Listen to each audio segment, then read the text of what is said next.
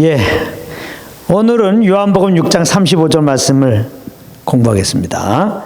예수께서 가라사대 내가 곧 생명의 떡이니 내게 오는 자는 결코 줄이지 아니할 터요 나를 믿는 자는 영원히 목마르지 아니하리라, 이렇게 말씀하고 있는데요. 예, 오늘부터는 큰 제목으로 Who is Jesus?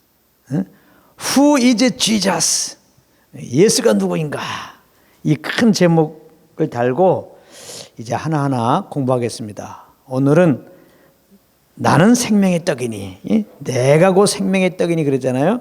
그래서 요한복음 6장에 보게 되면 예수님이 친히 자신이 누구인지 몇 가지로 이렇게 말씀하셨습니다. 영어로는 I am 뭐뭐뭐 이렇게 나오죠.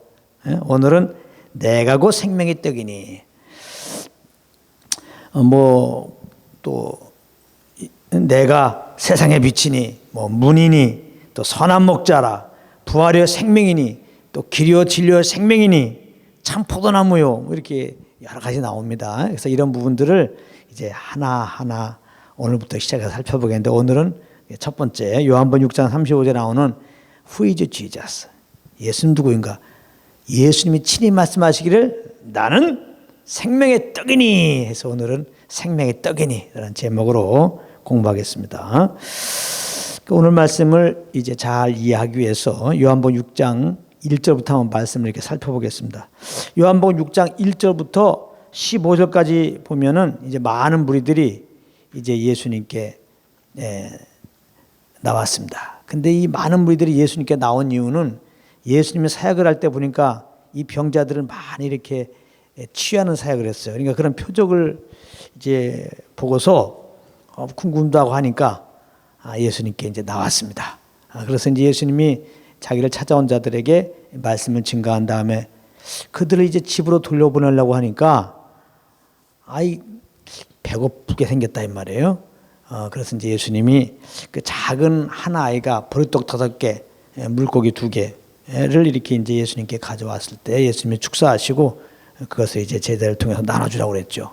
그래서 거기 남자만 5,000명이니까 여자 따지고 아이들 따지고 한 2만 명 이상 충분히 다 먹게 한 다음에 이제 남은 걸 거두라고 그랬더니 12광주리에 막 꽉꽉 채워 정도로 해서 이렇게 남았죠. 이런 소위 말하는 오병의 이제 사건이 나옵니다. 그리고 이제 이 오병이어 일들이 딱 일어난 다음에 요한복음 6장 15절에 보면은 그 무리들이 예수님 막 억지로 임금 삼으려고 하는 내용이 나옵니다.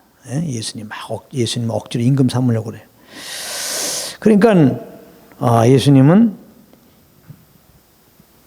요한복음 6장 15절부터 21절에 보면은 갑자기 혼자 산으로 막 가시면서 제자들에게는 얼른 이제 갈릴리 바다 건너가라, 갈릴리 바다로 건너가라고 막 재촉합니다. 예수님은 산에 가시고요, 혼자. 그러니까 이제 제자들은 그냥 갑자기 막 오병이어 때문에 제자들도 막 놀랐을 거 아니에요. 사람들도 막 놀래고. 그래서 갑자기 막 사람들이 막 예수님께 달려와서 임금 삼으려고 막 그러는데 갑자기 예수님은 나는 산으로 갈 거야. 제자들에게 빨리 짐 챙겨. 갈릴리 바다 건너가라. 그래가지고 이제 제자들이 그 예수님의 말씀을 따라서 갈릴리 바다를 건너갑니다. 그런데 한 중간쯤 갔는데 풍랑이 일어난 거예요. 제자들은 다 뱃사람이죠. 근데 막 제자들이 막 그 풍랑으로 말미암아 죽게 됐다고 할 정도면은 굉장히 큰 풍랑이 일어난 겁니다. 진짜 말 그대로 통제불능이야. 이게 죽기 직전이야. 막 그럴 때 보니까 예수님이 그 풍랑을 밟고 제자들에게 오시는 겁니다. 그래서 이제 예수님이 풍랑을 잠잠케 하는 그런 내용들이 있죠. 근데 여기서 우리가 또 귀한 교훈을 받을 수 있어요. 제자들은 사실 예수님의 말씀을 따라서 지금 바다를 건너가고 있죠. 근데 풍랑을 만나서 거반다 죽게 되는 일이 생겼어. 뭘 말씀합니까? 우리가 주의 말씀을 따라 순종을 잘하면 이 땅의 모든 일들이 순탄하게 다 진행될 거라고 생각해요. 그래서 내가 정말 분명히 주의 말씀 따라 살았는데 어려움이 오면 굉장히 낙담을 합니다. 심지어는 하나님을 원망도 해요. 그런 데 대한 답입니다. 그럴 수 있다는 거예요. 우리가 하나님 말씀을 잘 따른다고 이 땅에 우리가 살아가는 데 있어서 어려움이 없는 게 아니에요.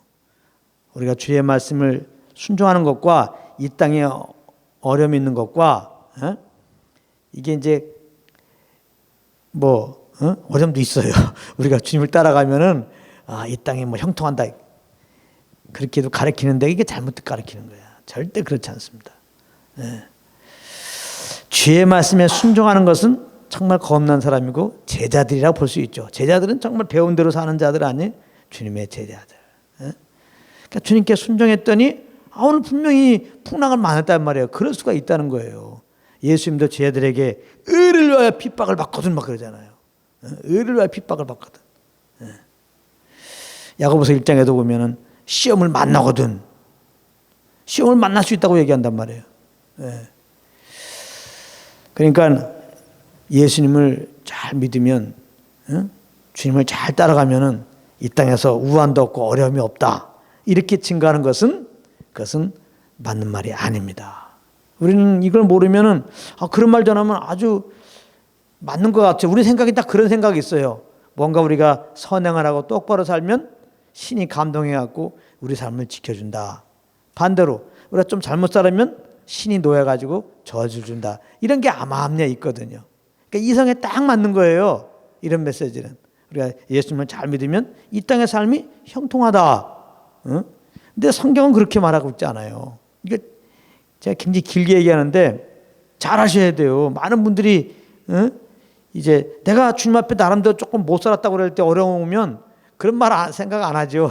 뭔가 내가 주님 걸 잘 따랐다고 생각하는데 어려움이 오면 그 입 나온다고 아주 당당하게 입네요. 하나님이 말이죠. 내가 기도하고 말이지 주일날도 안 빠지고 이렇게 주님을 잘 섬겼는데 어려움이 온다. 어려움을 주었다고 그럴 수 있단 말이에요. 네, 너무 입 나오지 마세요. 예수님의 말씀 따라 제자들이 바다를 건너가고 있었는데 풍랑이 왔다고. 그래서 여기서 우리가 또 하나 캘 수 있는 이제 진리는 뭐냐면 주님의 부르심 받은 자들에게는 이 고난이 어떻게 오면은 필연적이에요. 이런 메시지라고 볼 수 있습니다. 베드로전서 2장 21절에 보면은 이를 위하여 너희가 부르심을 입었으니 그랬어요. 이 이를이라고 하는 것은 고난을 말하는 거야. 이를 위하여 너희가 부르심 받았다. 우리 예수 믿는 자들은 주님의 부르심 입은 자들이죠. 주님이 우리를 부르셨잖아요. 왜 우리를 부르셨을까? 베드로전서 2장 21절 말씀은 고난받기 위한 거라고요. 고난받기 위한 거. 그리스도도 너희를 위하여 고난을 받아서 너에게 본을 끼쳤다는 겁니다. 예수님이 고난 받으셨잖아요.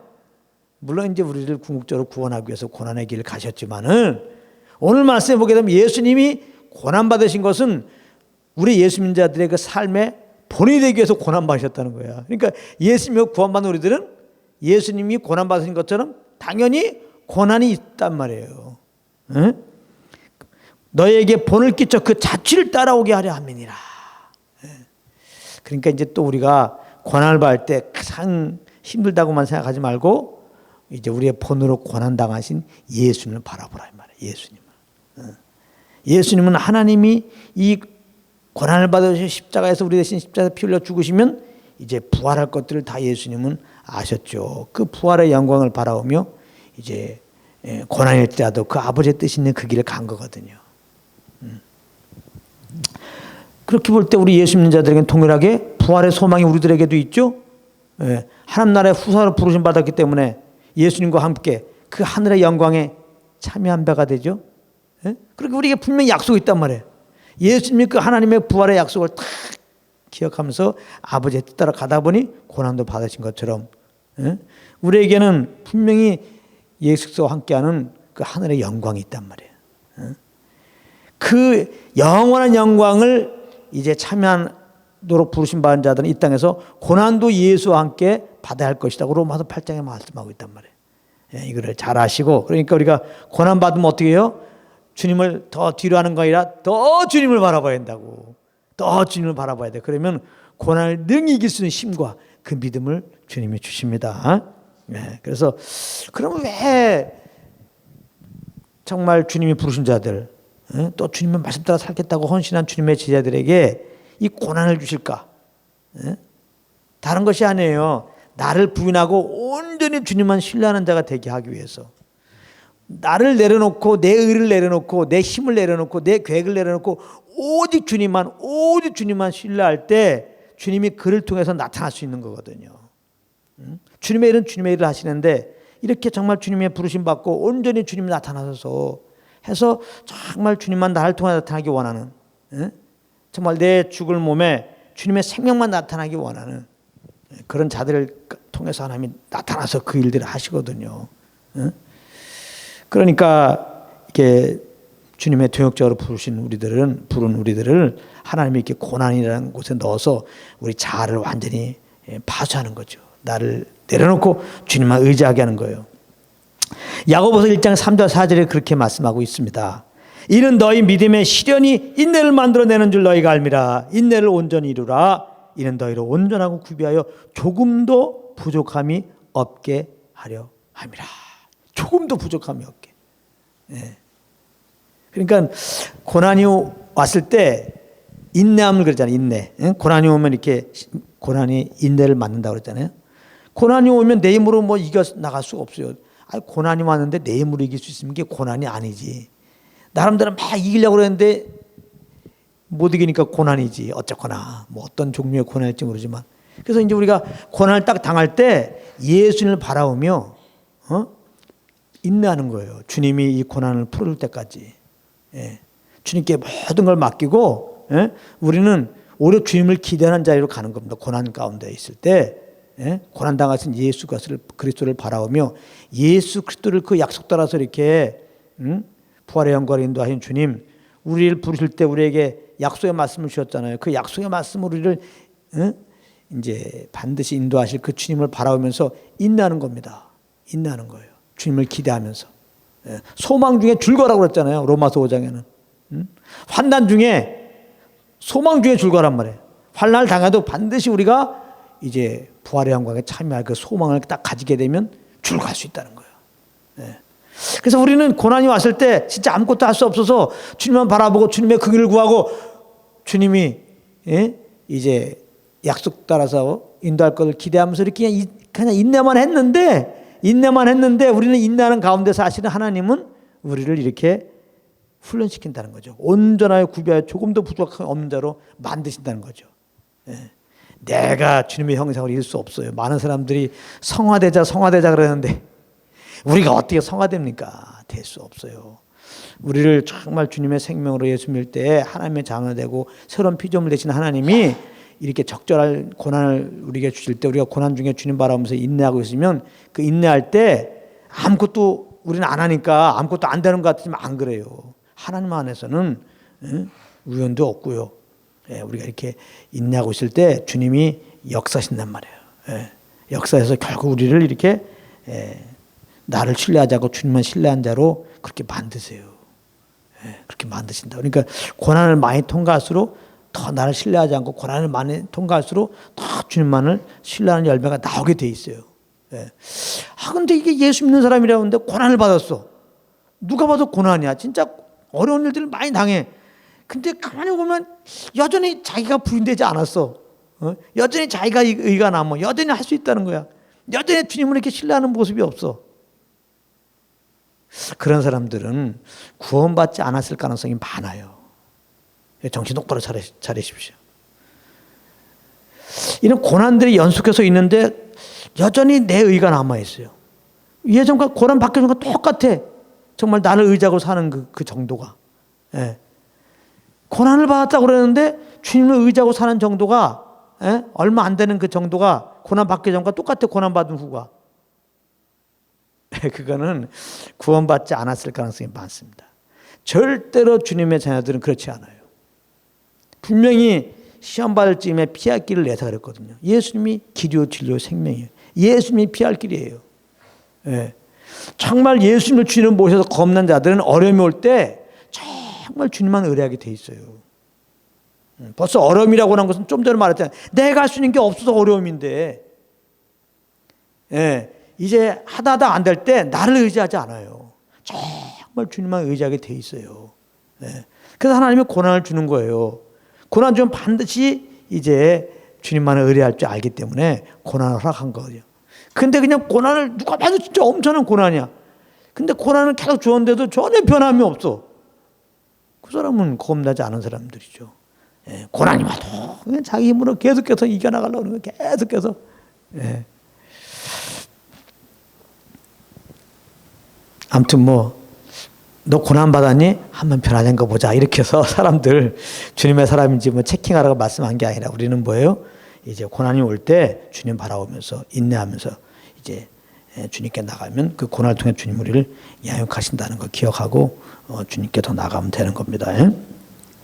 이 요한복음 6장 22절부터 25절에 보면 이제 그 많은 무리들이 이제 이튿날이 됐어요. 이튿날이 됐을 때 이제 이적의 표적, 오병이의 표적 이제 보고서 이제 그 다음 날이죠.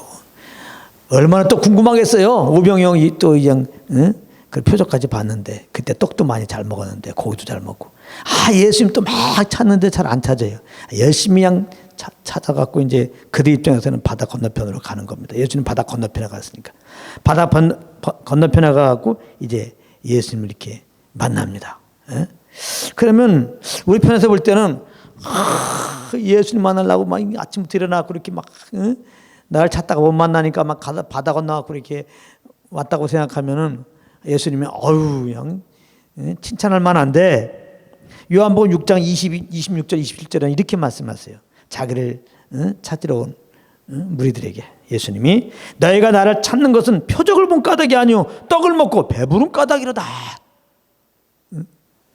표적 본 것도 아니고 떡 먹고 배부른 까닭이다. 그렇게 말해요.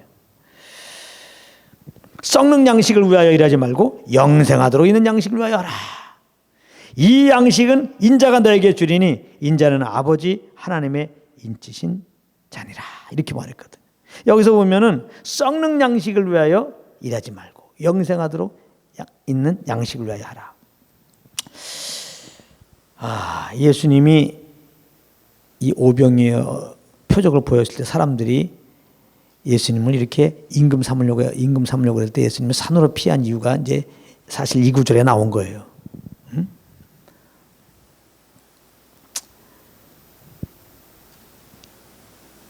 떡을 먹고 배부른 까닭이다. 그러니까 결국은 이 예수님 임금 삼으려면 임금 되어 주십시오. 그래서 우리에게 좀 떡 좀 많이 좀 먹게 잘 먹고 잘 사도록 자기 배를 든든히 채워줄 이 땅에 필요한 양식들을 이제 잘 제공할 그러한 이제 예수님을 임금으로 생각하고서 이렇게 이제 세우려고 했던 거죠. 근데 예수님은 썩을 양식을 위하여 일하지 말라. 썩을 양식을 위하여. 이제 그 무리들은 한마디로 말해서 썩을 양식을 위하여 일하는 자들이었단 말이에요. 이게 무슨 말이냐면 이 무리들이 지금 이튿날 오병이어 일어나고 그 이튿날 지금 예수님은 부랴부랴 이렇게 막 물어 찾아갖고 예수님께 나온 거는 썩을 양식을 위하여 일하는 것이란 말이에요. 예수님을 찾아온 게 썩을 양식을 위하여 일하는 거였단 말이에요. 그러면 이제 썩을 양식을 위하여 일한다는 게 뭡니까? 세상 우리가 생각할 때 썩을 양식을 위하여 일하는 것은 세상 일하는 것이다. 그런 뜻이 아닌 거예요. 다시 말하면 자기 배를 위하여 자기 배채에 위하여 신앙생활하는 거. 그게 썩을 양식을 위하여 일하는 겁니다. 썩을 양식을 위하여 일하지 말라는 거예요. 너희가 지금 나를 찾아온 거는 떡 먹고 배불러 갖고 지금 또 떡 먹고 배부르려고 온 거 아니야. 너 배 채우려고 지금 나에게 온 거 아니야. 그런 게 썩을 양식을 위하여 일하는 거란 말이에요.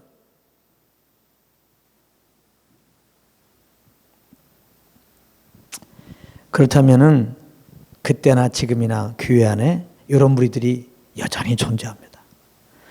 예수님께 열심히 막 섬기는 것 같아요. 주일날도 잘 나오고, 아무튼, 헌금도 잘 내고, 새벽기도 잘 나오고, 신앙생활을 열심히 해요. 그런데 가만히 그 마음속을 보면은 자기 배를 위해서, 자기 잘 먹고 잘 살기 위해서, 내가 이렇게 할 테니까 나에게 좀 복 좀 달라는 거죠. 이렇게 잘못된 동기로 자기 배를 위해 가지고 주님 섬기는 거, 주님 찾는 거, 주님 간구하는 거, 주님께 나오는 거, 주님 섬긴다고 하는 거, 요게 썩을 양식을 위하여 일하는 것이라는 거예요. 근데 오늘 말씀에 썩을 양식을 위하여 일하지 말라. 그 잘못된 동기란 말이에요. 이 땅에 복을 얻기 위하여 주님 찾고 주님께 나가서 주님 섬긴다고 하는 모든 것들은 잘못된 것이다. 분명히 말하는 거예요. 근데 요즘에는 안타깝게도 이 거짓 교사들은 예수님이 분명히 잘못했다고 그러는데 이 잘못된 길로 인도하죠. 율법 잘 지키면은 하나님이 이 땅에 복을 주신다. 이게 다른 복음이거든요.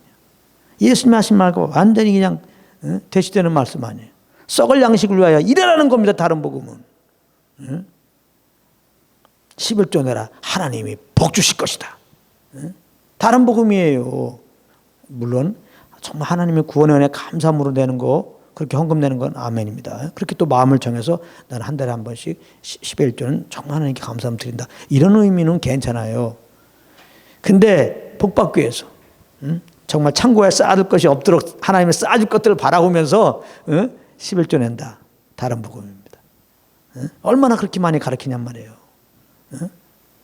썩을 양식을 위하여 주님은 이러지 말라는데 너무 안타까운 거죠. 예수님은 영생에 이르는 양식을 위하여 일하라는 거예요. 요한복음 6장 28절에요. 영생에 이르는 양식을 위하여 일하라. 그랬더니 이 사람들이 그럼 하나님의 일이 무엇이냐? 영생에 이르는 양식을 위하여 일하라고 그랬더니 그럼 하나님의 일이 뭐예요? 이제 그 열심히 하면 영생을 얻을 줄 알고 하나님의 일이 뭐냐고 이제 예수님께 질문합니다. 그때 요한복음 6장 29절에 이런 말씀하십니다. 하나님의 일이 뭐냐? 영생에 이르는 양식을 위하여 일하라고 하니까 이들 입장에서는 영생을 얻기 위해서 영생을 얻어야지. 그러면은 하나님의 일을 뭘까? 하나님의 일을 하면 영생을 얻겠구나. 그래서 이제 하나님의 일이 뭐냐고 물어봤어요. 그때 예수님이 대답한 말씀입니다. 요한복음 6장 29절에 하나님의 보내신 자를 믿는 것이 하나님의 일이니라 하시니. 여기 하나님의 보내신 자, 그가 누구예요? 그 아들 예수 그리스도를 말하는 거예요. 예수 그리스도를 믿는 것이 하나님의 일이라는 겁니다. 하나님의 일은 예수님을 구주로 나의 구원자로 믿는 게 하나님의 일이라는 거예요. 그래서 예수를 구주로 믿으면 어떤 일이 벌어집니까? 하나님이 영생을 주세요. 요한복음 3장 16절 하나님이 세상을 이처럼 사랑하사 독생자를 주셨으니 누구든 저를 믿는 자마다 멸망치 않고 무엇을? 영생을 얻게 하려 하십니다. 예수 믿으면 영생 얻어요. 이렇게 사람이 예수 믿고 영생 얻는 것이 하나님의 뜻입니다. 그러니까 하나님의 일, 하나님의 뜻은 예수 믿고 영생 얻는 거예요. 요한복음 6장 40절에 내 아버지의 뜻은 아들을 보고 믿는 자마다 영생을 얻는 이것이니 마지막 날에 내가 이를 다시 살리라 하시니라 하고 말씀해 주셨습니다. 자, 하나님의 일은 예수를 믿는 것이다. 이렇게 말했더니 요한복음 6장 30절 31절에 보면 이 예수님께 온 무리들이 이제 어떤 반응을 보이냐? 그러면 모세가 보여준 만나와 같은 표적을 이제 보여주면 예수님을 믿겠다. 메시아로 믿겠다. 이렇게 얘기합니다. 그랬더니 예수님이 요한복음 6장 22절 6장 32절 33절 이런 말씀하십니다. 하늘에서 내린 떡은 모세가 준 것이 아니라 오직 내 아버지가 하늘에서 내린 참떡을 너에게 주시나니 하나님의 떡은 하늘에서 내려 세상에게 생명을 주는 것이니라. 예수님이 이렇게 말씀하십니다. 이스라엘 백성들은 광야 40년 동안 만나를 공급받았죠. 그래서 그들이 어렵지 않게 지내게 되었습니다. 근데 우리가 잘 알아야 될 게 하나님이 이렇게 이스라엘 백성들에게 만나를 주신 궁극적인 이유가 있었단 말이에요. 그것은 사람이 떡으로만 살 것이 아니라 하나님의 입에서 나오는 말씀으로 산다는 것을 알려주기 위한 것이었어요. 그게 신명기 8장 3절의 말씀에 잘 나오는데요. 만나를 내게 먹이신 것은 사람이 떡으로만 사는 것이 아니요 여호와의 입에서 나오는 모든 말씀으로 사는 줄을 알게 하라 하십니다. 우리 잘 아는 예수님이 이제 공생을 시작하기 전에 성령에 이끌려서 이제 금식하고 나올 때 마귀가 와갖고 돌을 이제 떡덩이 되게 하라 그랬더니 예수님이 이 말씀 인용했죠. 사람이 떡으로만 살 것이야. 하나님의 입으로 나오는 말씀으로 살 것이라. 이런 말씀하신 게 바로 이 말씀인데요. 그러니까 결국은 이 만나라고 하는 것은 영의 양식이었던 겁니다. 영의 양식. 육신의 배를 채우는 걸 넘어서서 영의 양식이었던 거예요. 영의 양식. 참 양식을 곧 참 양식 된 예수님을 통해 우리에게 영생 주실 것들을, 영원한 생명 주실 것들을 바라보면서 이제 이스라엘 백성들에게 만나를 주셨다는 겁니다. 그러니까 이스라엘 백성들은 그냥 만나를 먹고 배부르다 여기서 끝나면 안 되고 우리에게 참 이제 생명의 떡을 약속하셨다. 생명의 떡으로 오실 메시아를 이제 기다려야 했단 말이에요. 예.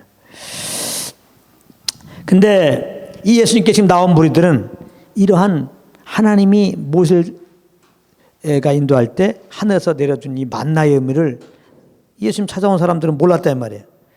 이들은 그냥 하나님이 어떤 분이냐, 자기들의 배를 채워주는 분으로 이해하고 있었어요. 출애굽한 다음에 이스라엘 백성들 가운데 이렇게 만나를 채우셨으니까 하나님은 우리 배를 채워주신 분이다. 이들은 그렇게 지금 하나님에 대해서 오해하고 있었던 거죠.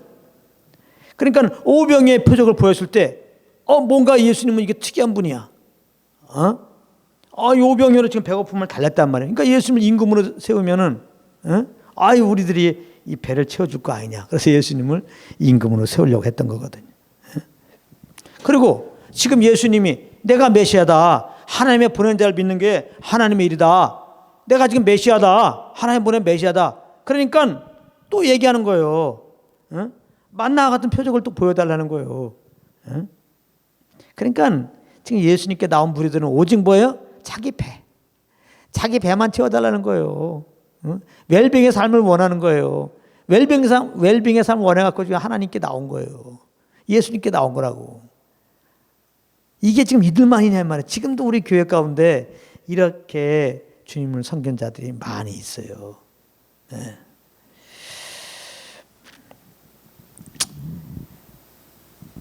율법 행위로 의롭다함을 얻으려고 하고 이렇게 율법을 잘 지켜서 이렇게 교회법을 잘 지켜서 이제 이 땅에 복을 얻으려고 하는 이런 것들은 복음이 아니에요. 잘못된 거예요. 그렇게 가르치는 것은 다른 복음 가르치는 것이고 그런 자들을 거짓 교사다. 신약에는 계속해서 말씀하고 있습니다. 그러니까 요한복음 6장 이제 34절에 예수님 뭐라고 하냐면 예수님이 34절에서 하나님의 떡은 하늘에서 내려 세상에게 생명을 주시는 것이다. 이렇게 말씀하니까 또 무리들은 뭐라고 그러냐면 그 떡을 항상 우리에게 주소서 그랬어요. 그 떡을 항상 우리에게 주소서. 그 떡을 항상 우리에게 주소서라고 하는 무리들에 대해서 예수님이 하신 말씀이 바로 오늘 본문 말씀이에요. 요한복음 6장 35절 예수께서 가라사대 내가 곧 생명의 떡이니 내게 오는 자는 결코 줄이지 아니할 터여 나를 믿는 자는 영원히 목마르지 아니하리라. 네. 그러니까 예수님이 생명의 떡이시라는 거예요. 이 떡을 먹으면 결코 줄이지도 목마르지 않다는 겁니다. 요한복음 4장 14절에서 보면은 예수님이 수가성에 여인 만나갖고 이런 말씀하죠. 내가 주는 물을 먹는 자는 영원히 목마르지 아니하리니 나의 주는 물은 그 속에서 영생하도록 솟아나는 샘물이 되리라. 그러니까 예수님이 정말 영원한 생명의 떡이고 영원한 생수가 되신다 이거예요. 근데 요한복음 6장 36절로 가면 안타깝게도 무리들 가운데 이 말씀을 이해하는 자가 없어요. 예수님이 생명을 주는 떡이다. 예수님이 영생이다. 이해할 수 없었어요. 그래서 아무도 예수님을 보고 메시아로 믿지 않았다. 그렇게 표현하고 있어요. 이들은 오직 예수님을 자기네 배를 채워주는 분 정도밖에 이해가 안 돼요. 지금도 많은 교회, 많은 성도들이 그렇게 알고 있어요. 예수님이 생명의 떡인데 내 영혼을 살리는 생명의 떡인데 내 영혼을 목마르지 않게 하고 굶주리지 않게 하는 생명의 떡인데 내 영혼을 살리는 유일하신 분인데 그냥 그렇게 알지 못하고 그냥 이 썩어 없어져 이 몸만을 참 우애해주고 챙겨주는 그런 분으로 알고 있단 말이에요. 그래서 그분으로부터 그런 도움 받고자 나름대로 이렇게 도 닦고 있어요 지금. 뭔가 좀 잘 보려고 한단 말이에요. 그런 걸 보고 종교라고 그래요. 종교. 나 좀 잘 먹고 잘 살게 해주세요 하면서 뭔가 신께 공들이는 거, 이게 종교 아니에요. 절에 나가야 종교인들 보는 게 아니에요. 교회 안에서 이렇게 다른 복음으로 이렇게 율법적인 신앙이죠. 우리의 의로 말미암아 하나님께 의롭다움을 얻고 인정받아서 뭔가 복 받으려고 하는 이런 것에 기초해서 이렇게 신앙생활하면 그게 종교예요. 하나님이 너무나 안타깝죠. 그래서 기독교는 뭐 사랑의 종교입니다. 이 종교란 말 넣으면 안 돼. 종교란 말이 우리가 섬기는 건 종교가 되면 안 되거든요. 종교라고 하면 안 돼. 우리 스스로가 기독교는 말 사랑의 종교다. 이거 안 됩니다. 정말 이 종교란 단어 쓰면 안 돼요. 종교라고 하는 것은 우리의 의로 말미암아 신을 감동시킨다는 거예요. 그래서 우리가 잘 먹고 잘 살자니 그거예요. 우리는 주님을 섬기는 게 종교로 섬기는 게 아니에요. 하나님의 은혜로 예수 믿었던 영원한 생명 줬어. 이제 하나님이 내 아버지가 되고 난 자녀가 된 거야. 아버지와 자녀의 그냥 관계예요. 생명의 관계란 말이에요. 이 생명으로 주님을 섬기는 거예요. 할렐루야. 그러니까 예수 믿고 구원받는다면 뭘 해드리는 게 중요한 게 아니라 성령으로 말미암아 하나님의 사랑을 아는 게 중요한 거예요. 늘 성령과 교통 속에서 하나님의 사랑과 예수 그리스도의 은혜를 아는 게 중요해요. 그래서 아이가 자라면서 나실제 괴로움 다 잊으시고 진자리 바른 자리 가라 누이시고 이렇게 나를 이렇게 양육해 하신 하나님, 그 부모님의 마음을 알면 알수록 어떻게 돼요? 더 부모님께 고개 숙여지고 진짜 어버이날 카네이션 하나 잠깐 주고 잘난 척하는 거 그런 거 안 하죠. 정말 카네이션 그 이상을 이렇게 드려도 그냥 감사함으로 드리잖아요. 이거예요. 주님과 늘 교제 속에서 하나님의 사랑, 그 예수 때문에 은혜를 알고 정말 그 사랑에 어떻게 보면 그냥 우리가 엎드려지는 거죠. 그 주님의 그 사랑을 깨닫고 거기에 대한 반응들, 이게 이제 신앙생활이 돼야 돼요. 이런 걸 보고 예배라고 하는 거예요. 그러니까 생명의 관계죠. 생명으로 주님 섬기는 거죠. 종교, 사랑의 종교, 이거 안 됩니다. 우리가 사랑의 종교라고 그냥 세상이 말하는 그런 사랑으로 서로 사랑하면 하나님이 뭐 복 주십니까 또? 그런 게 아니에요. 생명의 관계입니다. 우리가 성령과 교제 통해서 진짜 하나님이 사랑을 알고 그 받은 사랑으로 이제 하나님을 사랑하는데, 또 하나님을 사랑하는 것이 뭐예요? 우리에게 허락한 영혼들을 주님의 그 사랑으로 사랑하는 게 하나님을 또 사랑하는 거래요. 할렐루야. 근데 우리가 형제를 사랑해요. 그래서 뭐 오래 참고 짐을 지고 이런 것들이 그냥 사랑의 종교니까, 사랑해야 되니까, 목사니까, 장로니까 뭐 하는 그게 되면 큰일 납니다.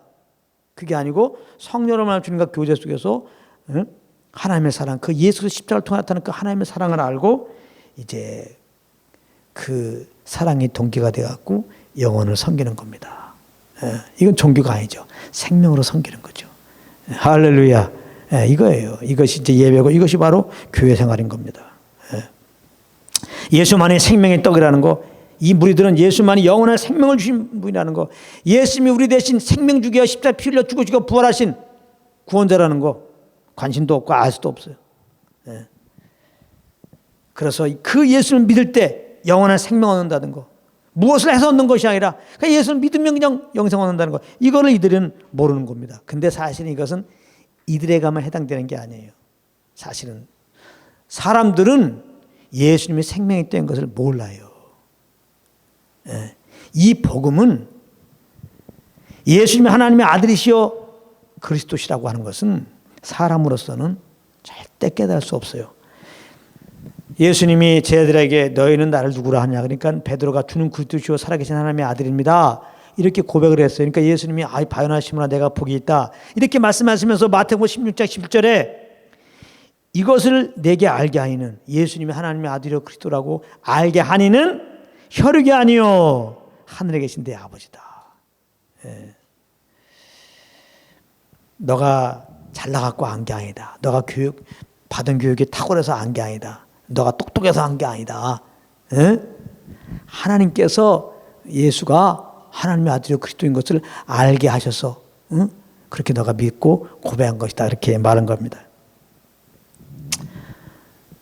우리에게도 마찬가지. 우리도 마찬가지. 우리도 지금 예수님이 2000 전에 언제 시간도 또 시간 2000이나 지났어.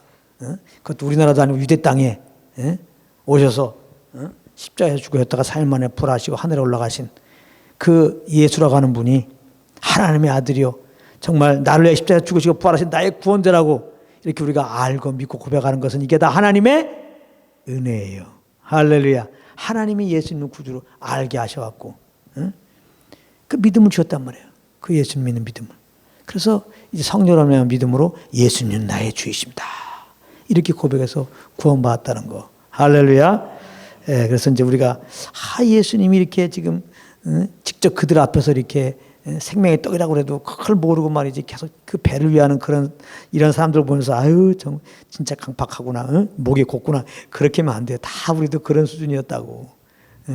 근데 거기에서 우리를 이제 이렇게 부르시고 이렇게 주님을 믿게 하시고 어렵다 하시고 구원하신 거 우리 감사해야 됩니다.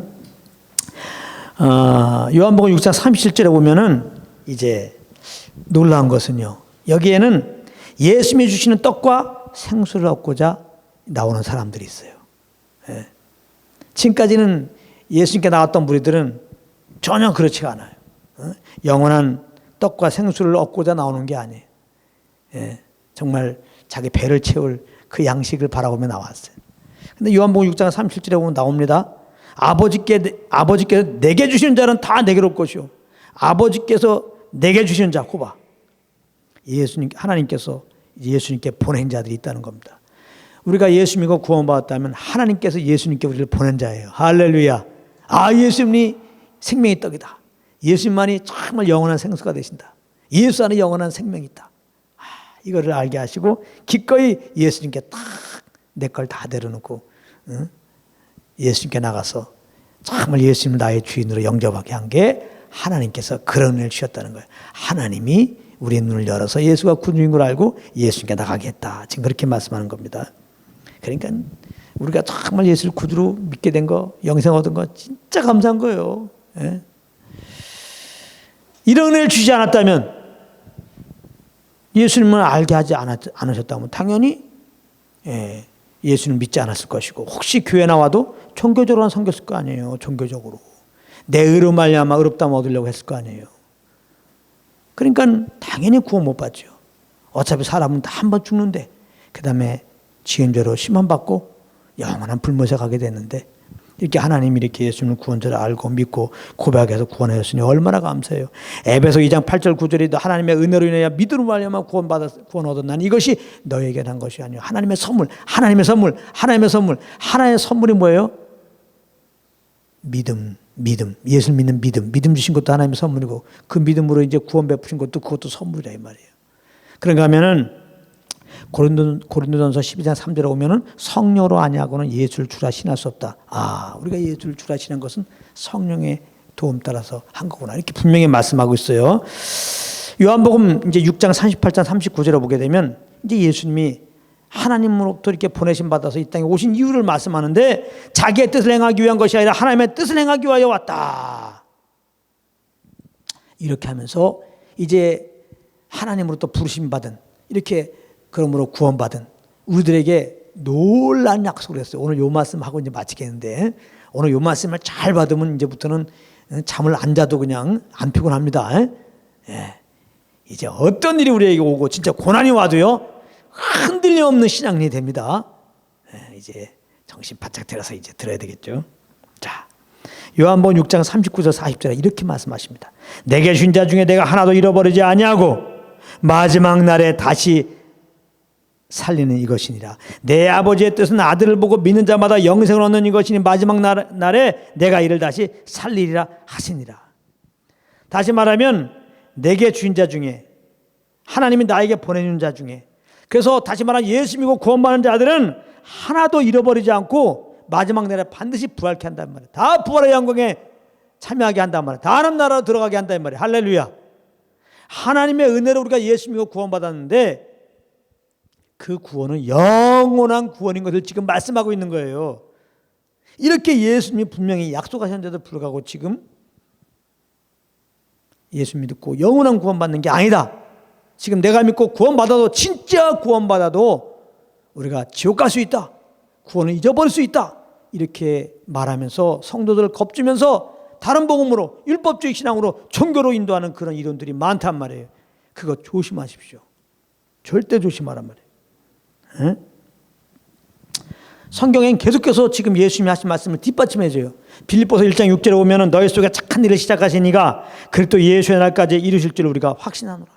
이 착한 일은 너희를 구원하신 그분이. 그리스도 예수의 날이라고 하는 것은 우리가 완전한 구속을 받을 때를 말하는 거거든요. 예수님 오실 때 우리는 어떻게 한다고 했어요? 데살로니가서에 보게 되면 신령한 몸으로 바뀐다고 했잖아요. 그래서 이제 공중으로 올라가서 주님과 혼인잔치 한다고 했다. 그렇게 우리가 신령한 몸이 돼갖고 주님 만나는 거, 그걸 완전한 구속이라고 그래요. 그래서 몸의 구속이잖아요. 몸의 구속. 그걸 보고 완전한 구이라는 거예요. 네. 근데 이것도 하나님 믿게 하신다는 거예요. 하나님이. 우리가 예수 믿고 난 다음에 또 진짜 뭐 성령 세례도 받고 뭐 방언도 많이 하고 뭐 전도도 많이 하고 전도도 많이 하고 이런 거를 보면서 거기 어떤 이제 경중을 따라갖고 어떤 사람은 이제 그 부활에 참여하게 하고 어떤 사람은 아예 안 되겠다. 부활 안 되겠다. 아예 무슨 부활이야. 너는 지옥 가거라. 이렇게 하는 게 아니라는 거예요. 경건치 않을 때 우리가 원수 되었을 때 그렇게 하나님 앞에 행한 것은 죄밖에 없을 때도 하나님이 창세부터 그리스도 안에서 우리를 택하신 그 주님께서 미리 하심을 따라 정한 대로 어느 날 우리에게 예수님을 알게 하시고 이제 믿게 하시고 이렇게 우리를 구원하였잖아요. 그런 우리들을 하나님이 이 땅에서 지키시고 보호하시다가 반드시 마지막 때 다 살릴 거라는 거예요. 할렐루야. 잘 생각해서 히브리서 13장 5절에 보면은 내가 과연 너희를 버리지도 아니하고 과연 너희를 떠나지도 아니하리라. 이 증명으로 우리 가운데 오신 분이 성령님이에요. 구원의 어떻게 보면 보증으로 오신 분이 성령님이라고. 요한복음 14장에 내가 또 다른 보혜사를 너희에게 줄 텐데 그 보혜사는 얼마만큼 우리에게 있어요? 영원히 거하겠습니다. 예수 믿는 너희들에게 보혜사 성령을 보낼 텐데 그 보혜사 성령님은 이제 너희 속에 거하는데 영원히 거한다는 거예요. 영원히 우리와 함께 한다는 거예요. 구원의 보증으로 성령을 보내신 거예요. 성령님 우리 안에 오셔갖고 결코 떠나지 않는다는 증명이 또 뭡니까? 성령을 근심시키지 말라고 그랬다고. 근심시키지 말라. 만약에 우리가 근심하는 일이 있을 때 성령님이 참다가 떠날 것 같으면 그런 말 안 하죠. 우리 안에 오신 성령님은 영원히 갈 작정하시고 오신 거야. 근데 우리가 이 성령님을 자꾸 이제 따라 안 살면 성령님이 근심한단 말이에요. 그러면 안 되는데, 그러면 안 되는데. 그래서 우리가 믿는 자들이 잘못된 길로 가면 성령이 근심하기 때문에 정말 겁난 사람은 연약하여 잘못할 수 있지만 계속해서 똑같은 죄를 반복하는 그런 길로 안 가요. 우리가 뭐 음식 먹고 조금 뭐 이게 조금 걸려도 이거 어떻게 해결하려고 그런다고. 이제 뭐야 처음에는 막 따지 막 바늘로 막 따고 안 되면 약 먹고 그냥 병원 가고 그래도 이게 안 들어간다. 어떻게든 이걸 해결하려고 그러지. 다른 거 못해요. 속이 막 답답하면요 정말 속 엄청나게 얹혀본 사람 있습니까? 너무 힘들어서 못 살아요 아예. 차라리 죽음을 달라 그런다고요. 그런데 우리가 예수 믿을 때 우리 안에 오신 성령님, 영원히 거할 작정하고 오신 성령님, 우리가 조금 이제 내 육체의 욕심을 따라갖고 성령님을 근심시키는 일을 했어요. 그 성령님이 근심하게 되면요 육신의 답답함보다 내 속이 더 답답한 거예요. 내 마음이. 그래서 그냥 한두 번은 그냥 성령의 그런 지시를 어기면서 계속 죄를 범할 수 있지만 계속 그렇게 할 수 없어요. 그래서 예수 믿는 사람들은 잘못할 때도 성령님이 벌써 그 길로 가지 말라고 하기 때문에 육체의 소욕과 성령의 소욕에 싸우잖아요. 정말 겁난 사람은 내가 잘못된 길로 가면 성령님이 그렇게 하면 안 돼 말씀하기 때문에 잘못하려고 잘못된 생각과 잘못된 말과 그런 행함으로 갈 때 벌써 알아요. 알고 짓는 거예요 사실은요. 그래서 막상 죄를 지어봐. 그러니까 성령이 근심하죠. 내 속이 답답하기 시작한단 말이에요. 이 답답함이 있는 상태에서는 예배가 안 돼요. 일단은 교회 와서도 예배가 안 된다고. 찬양이 안 돼요 이게. 그래서 그냥 성령의 그런 가르침 앞에서 잘못했습니다. 잘못한 거 자백할 수밖에 없어요. 예. 그러니까 예수 믿으면 영원한 구원이다. 그렇게 가르치면은 성도들이 타락하니까 예수 믿고 구원받아도 똑바로 살아야지. 그렇지 않으면 지옥 간다. 이렇게 가르친다고 하는 건데 몰라서 하는 말이에요. 그건 진짜 주님을 몰라서 하는 말이에요. 예. 그렇게 될 수, 그런 걱정 안 해도 돼. 그리고 늘 말하지만 자녀가 잘못할 때 가만히 있는 부모가 어디 있습니까? 징계하시지. 사랑하기 때문에 징계하실 거 아니에요. 하나님은 사랑의 하나님 아니에요. 그냥 하나님은 사랑이에요. 사랑. 그렇다면 우리가 예수 믿고 하나님의 자녀가 됐는데 우리가 정말 막 살면 하나님 아버지가 가만히 있어요? 징계하신다고요. 징계. 예? 근데 예수 믿으면 막 산다. 어떻게 그런 말을 하냐 말이야. 그럼 당신이 그냥 스스로 그렇게 결론 내리는 거지. 그래 놓고 다른 복음으로 간 거지. 너무나 안타까워. 그러니까 하나님 마음을 몰라서 그래요. 하나님이 우리 아버지인 걸 몰라서 그래. 예. 예수 믿으면 우리 하나님 우리 아버지예요. 예. 우리가 잘못된 길로 갈 때 부모님이 그냥 껄껄껄껄 웃으십니까? 근심하지. 부모님도 우리가 잘못하고 다니면은 정말 내가 온전히 아빠를 위한 그런 자식이 된다 그러면 내가 잘못할 때 부모님이 저렇게 그냥 어려워하시는데 나가서 친구들 돈 뺏기 삥땅하는 그런 일 할 거냐고. 그냥 후레자식이나 계속 삥땅하지. 그럴 때 또 어떡하냐고. 그런 부모님이 징계를 하시지. 징계. 그러니까 우리가 잘못된 길로 가면 자연스럽게 우리 안에 계신 성령님이 근심해서 우리 영혼이 알아요. 믿는 자들은. 아 그래. 아 이러면 안 되는데 이게 안단 말이야. 그래서 이 성령의 근심이 더해지고 그래서 내 속에 답답할 때 결국은 자백하고 주는 게 나을 수밖에 없어요. 그런데도 계속 갈 수 있겠죠. 정말 인격적으로 그냥 좀 많이 눌려가지고 그럴 때는 징계한단 말이야. 하나님이 징계. 또 그런 것들 우리가 잘 알면 문제가 없단 말이에요. 다른 복음에 대해서 우리가 흔들림이 없단 말이에요. 다른 복음이 이성적으로 보면 그럴듯해요. 아 예수 믿고 아무리 구원받아도 그렇게 좀 잘못하는데 그 지옥 보내야 돼. 마땅한 거 아니냐 할 때 그게 맞게 들려요. 그리고 우리가 예수 믿고 구원받아도 좀 잘못할 때 정죄가 좀 오잖아요. 그럴 때 이런 다른 복음을 증거하면 그럴듯해갖고 막 마음에 막 두려움이 오면서 이 다른 복음에 근거해서 회개한단 말이에요. 다른 복음은 회개한다면 똑바로 살라고 그러잖아요. 그래서 똑바로 사는 게 누가 하는 거예요? 내가 사는 거니까 내 의가 되는 거예요. 그때부터는 이제 율법으로 의롭다면 얻으려고 한다. 율법의 행위로 의롭다면 얻으려고 한단 말이에요. 그러면 어떻게 돼요? 그렇게 끊어지고 은혜에서 떨어지게 된단 말이에요. 이건 주님을 의지하고 하는 게 아니니까. 주님의 그 사랑을 알고 그 사랑 안에서 하는 게 아니니까. 예, 내 의로 살게 되면 내 의로 주님을 섬기고 내 의로 똑바로 살려고 그러면 점점 그리스도와는 상관없는 삶이 되는 거예요. 예? 정죄밖에 거기에 오는 게 없어. 그러니까 절대 다른 복음, 은혜의 복음이 아닌 거. 우리의 의로 뭔가 의롭다 먹고 우리의 의로 뭔가 하나님과 관계 맺고 우리가 주님께 똑바로 사는 뭔가 복 받고 또 우리가 잘못하면 지옥 가는데 똑바로 살면 이제 천국 들어간다. 이런 걸로 근거로 해서 신앙생활하면 절대 안 돼요. 기초에서 정말 조심하십시오.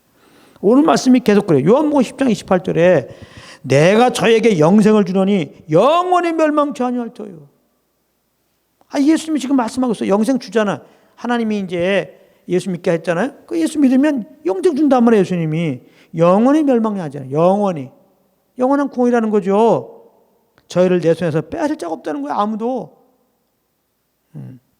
이 말씀은 꼭 기억해요. 그러니까 이 정말 주님의 은혜로 예수 믿는 우리들에게 예수님이 이렇게 철저하게 우리 영혼을 지켜낸다고 이 말씀 받았어요. 그럼 우리는 어떻게 돼야 돼? 우리가 할 거는 나를 이렇게 구원하시고 영원히 나를 이렇게 보호하시고 완전한 구원으로 반드시 인도할 거 약속하신 그 주님을 항상 찬양해야 되겠죠.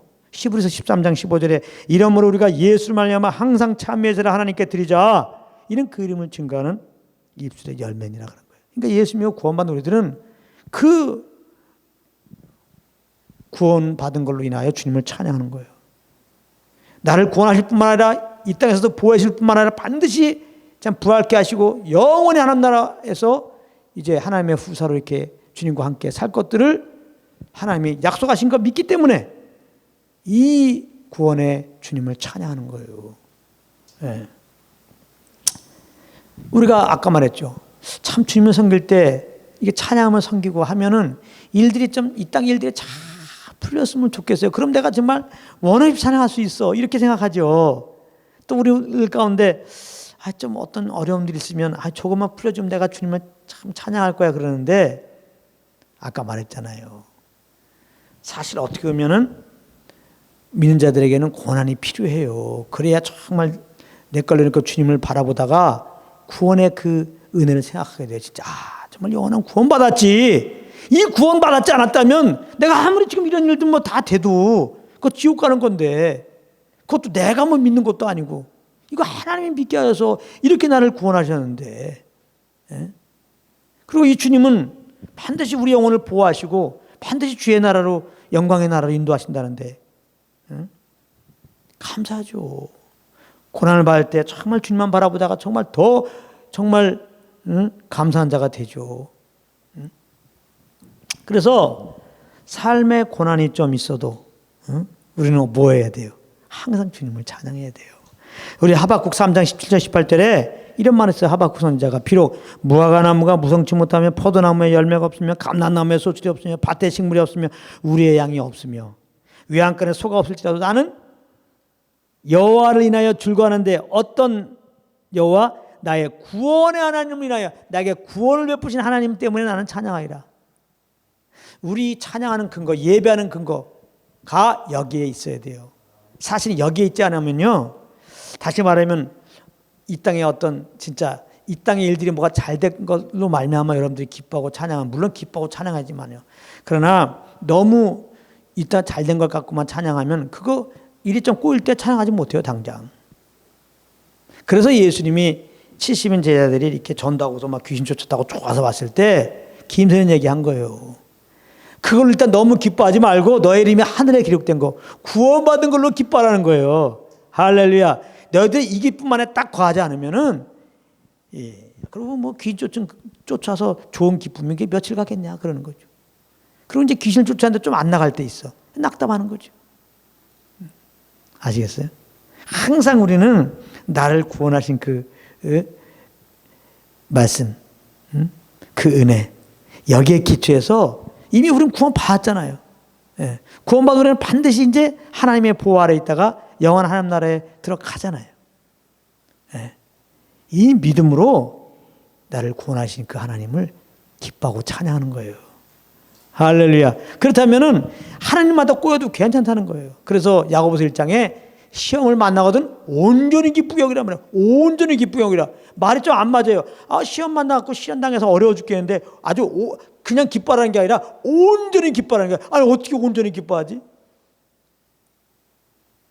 우리 구원받았으니까. 구원받았으니까. 네? 정말 이런 좋을 때는 누군 기뻐해. 다 누구는 안 기뻐해. 다 기뻐하지. 근데 시련인데 보통 사람 같으면 기뻐할 수 없는데 시련 가운데도 기뻐하는 걸 보고 온전히 기뻐하는 거예요. 근데 이 온전히 기뻐할 수 있는 그 근거는 뭐예요? 예수님으로 말미암아 내가 구원받았다. 이걸 내가 믿고 있을 때 우리는 기뻐할 수 있죠. 그래서 온전히 기뻐할 수 있는 거예요. 구원의 예수님으로 인해 기뻐하는 게 온전히 기뻐하는 거예요. 그래서 이제 예수님이 생명의 떡인 것을 이거 알게 하신 게 이게 얼마나 이게 큰 은혜예요.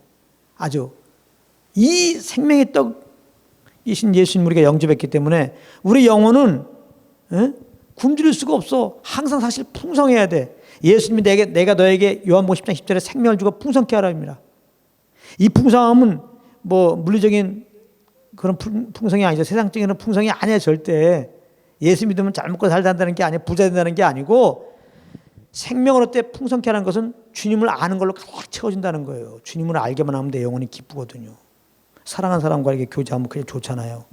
하나님 아버지와 영생은 주님을 아는 거잖아요. 그러니까 성령으로 말미암아 이렇게 교제하게 됐잖아요. 우리가 하나님을 알게 됐어요. 그래서 늘 성령과 교제해서 하나님을 알게 되면 내 영혼이 영원한 생명의 떡을 먹는 것이 돼가지고 내 영혼이 정말 하늘의 평강으로 하늘의 안식으로 하늘의 기쁨을 가득 차게 돼요. 그래서 예수님이 생명이 된 것을 알고 이 떡을 먹는, 즉 성령과 늘 교제 속에서 거하면은 정말 내가 주님을 알므로 내 영혼이 정말 하늘의 그 충만함 충만해가지고 정말 어떤 일이 있어도 항상 감사하게 되고 입을 열어서 생명의 떡이 되시는 예수 그리스도를 증거하게 되는 겁니다. 더 더군다나 이렇게 교회 안에서도 썩을 양식을 위해 일하는 그런 종교적인 모습을 볼 때 너무너무 안타까우면서 예수님의 생명의 떡이라고 복음을 증거하면서 우리는 그 주님을 찬양하며 살게 되는 건데, 여기 계신 모든 분들은 이제 하나님의 은혜로 생명의 떡 대신 예수 그리스도를 영접했으니 그 떡을 먹는 여러분들 되기 바랍니다. 늘 성령과 교제 가운데 하나님을 알아서 하늘의 풍성한 가운데 여러분들이 거하여 말할 수 없는 기쁨으로 주님을 찬양하되 고난 중에도 온전히 주님을 찬양하는 여러분들 되기를 예수님을 축복합니다. 아멘.